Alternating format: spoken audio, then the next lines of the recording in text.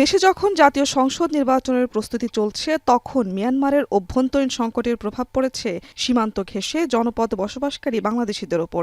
গেল ১৩ জানুয়ারি মিয়ানমার থেকে আসাগুলিতে বিদ্ধ হয়ে জীবন মৃত্যুর সন্ধিক্ষণে টেকনাফের হোয়াইকং এলাকার ৯ বছরের শিশু হুজাইফা আফনান। গেল কয়েক মাস থেকে মাঝে মধ্যেই মিয়ানমার থেকে গুলি এবং মর্টার শেল এসে পড়েছে বাংলাদেশের ভূখণ্ডে। আতঙ্কে দিন পার করছে সীমান্ত ঘেঁষা গ্রামগুলোর মানুষ। এমন অবস্থায় আবারও আলোচনায় আরাকান আর্মি। স্বরাষ্ট্র উপদেষ্টা জানান, আরাকান আর্মির কারণে সীমান্তে সমস্যা হচ্ছে। পরিস্থিতি নিয়ন্ত্রণে আইন শৃঙ্খলা বাহিনীর তৎপরতা বাড়ানো হয়েছে। দেশ মাতৃকা রক্ষায় তোমরা প্রয়োজনে জীবন দিবে, তবু দেশের ১ ইঞ্চি মাটিও হাতছাড়া হতে দিবে না বলে আমি দৃঢ় বিশ্বাস করি। তোমরাই হবে আমাদের সীমান্তের নিরাপত্তা ও আস্থার প্রতীক।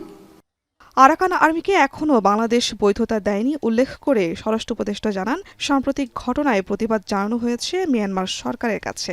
অন্যায়কে প্রশ্রয় না দেওয়া, জুলুমের বিরুদ্ধে অবস্থান নেওয়া, মজলুমের পক্ষে কাজকে দায়িত্ব পালনে ন্যায়সঙ্গত পন্থা অবলম্বন করা এবং নিজেকে সঠিক পথে অটল রাখা, সততা, নৈতিকতা এবং বিবেকেই হবে আপনাদের সবচেয়ে বড় চুবয়।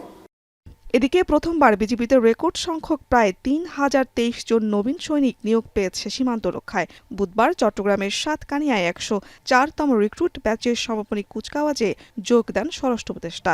এ সময় নবীন সৈনিকদের নানান দিক নির্দেশনা দেন তিনি। শারমিন পুতুল, এখন।